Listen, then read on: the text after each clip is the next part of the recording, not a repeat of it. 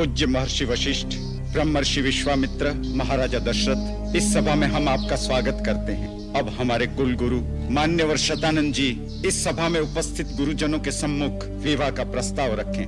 महाराज जनक की प्रतिज्ञा के अनुसार शिव धनुष के भंग होते ही राजकुमारी सीता का श्री राम से विवाह हो गया मानना चाहिए, जिससे आर्यवर्त के दो महान कुलों का नाता जुड़ गया है। फिर भी धर्म और लोकाचार की रीति के अनुसार महाराज जनक आप सबकी उपस्थिति में अपनी पुत्री सीता का विधि पूर्वक और धर्म पूर्वक कन्यादान करना चाहते हैं। इसके लिए महाराज जनक आपकी आज्ञा चाहते हैं। यही बात आपके पुत्र श्री राम ने भी कही है कि पिता की आज्ञा मिलने पर ही सीता का पाणी ग्रहण करूंगा। अब आप उसके लिए आज्ञा प्रदान करें तो लग्न पत्रिका शोधी जाए। पूज्य वर शतानंद जी, आपके वचनों से हम कृतार्थ हुए।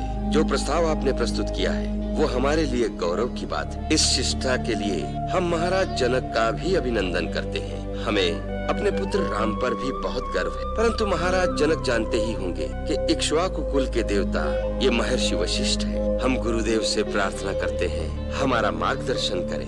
महाराज जनक, विवाह व्यक्तिगत कार्य नहीं, ये एक सामाजिक संस्कार है। केवल एक स्त्री और एक पुरुष के गठबंधन को ही विवाह नहीं कह सकते, क्योंकि उन दोनों व्यक्तियों के साथ उनका समाज, उनका कुल, उनका धर्म जुड़ा होता है। विवाह का अर्थ है दो कुलों का, उनके आचार विचार का, उनकी संस्कृति का संगम। इसलिए आपसे आपकी पुत्री का हाथ मांगने से पहले हमारे लिए आवश्यक है कि अपने महाराज दशरथ की कुल परंपरा का परिचय दें और आपको विश्वास दिलाएं कि राजकुमार राम आपकी पुत्री के सर्वथा योग्य है। महाराज दिलीप के सुपुत्र भगीरथ ने देवलोक से गंगा को पृथ्वी पर लाकर इस आर्य भूमि पर जो उपकार किया है वो युग युगांतर तक उन्हें अमर बनाए रखे। फिर इस कुल में रघु, जिनके नाम से ये रघुकुल कहलाता है।